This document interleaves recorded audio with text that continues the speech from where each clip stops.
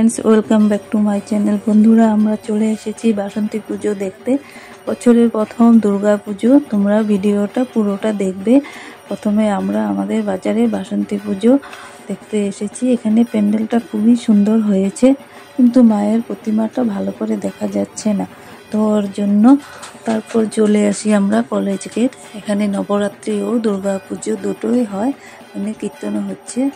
তারপর এখান থেকে বের হয়ে আমরা চলে আসি গোটানগর। এখানে বাসন্তী পুজো অনেক বড় করে হয়, এখানে ভীষণ ভিড়।